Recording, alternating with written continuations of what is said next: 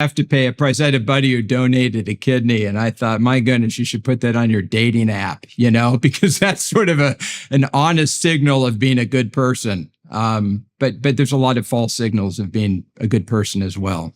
Well, that's worth delving into too, because I think a huge part of what we're seeing in the guise of the culture war is actually not a political issue. So I'm going to flesh something out. You tell me what you think about it. So we know perfectly well that the core of cluster B psychopathology, let's say, which is where the narcissists fit, is these narcissistic patterns that we've described. But there is the other element that we've touched on. One is the willingness to proclaim yourself a victim and to take advantage of that, but also the desire to masquerade with false moral virtue, right? And so it's a very sneaky game, because the game is, well, everything for me, but I'm going to portray myself as hyper virtuous. And I think what we see in the political realm is that the psychopathic predatory types, who I think are enabled online, by the way, because they can't be held responsible for their actions, they take the moral claims of any given political group, left or right, and they steal those and make them emblematic of their own virtue, and then they hide in the political realm as exemplars of those ideals. But and that doesn't matter whether it's right wing or left wing in this formulation. All that does is give them false social status and enable them to pick off the spoils.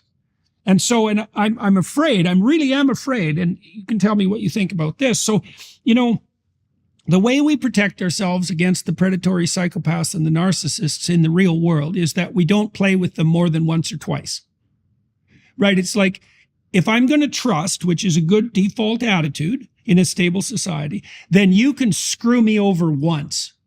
And that's the price I pay for trusting. Yeah. But I'll remember, because people do remember, and maybe you can even take advantage of me 2 or 3 times, but after that, it's like, no, nothing. Right. Okay, so I reputation track, and because I know who you are, you can't get away with your shenanigans. Yes. The problem, it looks to me like the problem online is that you can do whatever the hell you want with no repercussions whatsoever, and your identity can't be tracked. And so I've thought about this sociologically. Like, it looks to me like in times of crisis, let's say the Russian Revolution or the French Revolution, what happens is that the underground psychopathic, narcissistic, predatory types, like 4% of the population, they're never very successful and they're never very organized. And they like chaos because they can get away with their tricks when it's chaotic. And so they're always hoping for chaos. Now and then, situations become unstable and they can gang together, and then like they just destroy everything.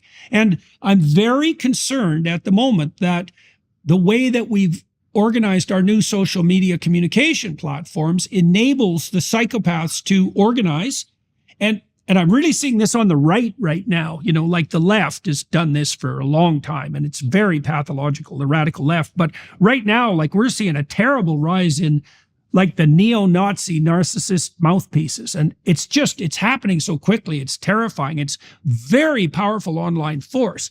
But what seems to happen, and everyone needs to be aware of this, is that the psychopathic predator types hijack the language of the political debate.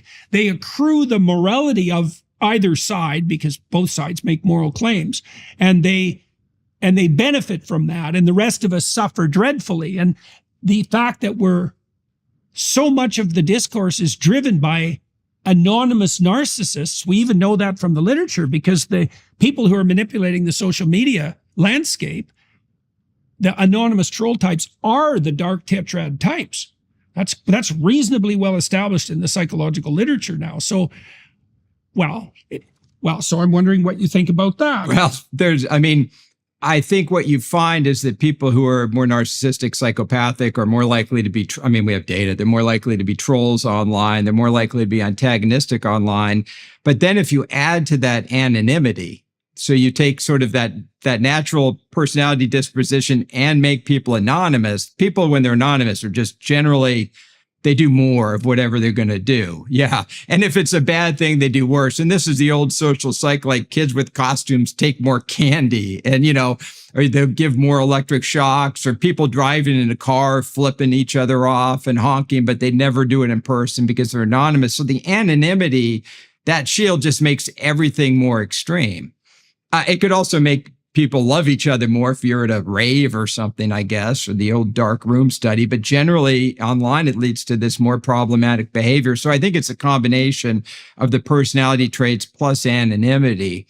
And generally in a small town where everybody knows everybody, you can't be that narcissistic. You'll get shut down. Everyone's going to see it. They know who you are. You can't fool people. You go to a big city, you can fool people. You go online, which is the biggest city, you can fool more people. So yeah, I think it's built into the structure.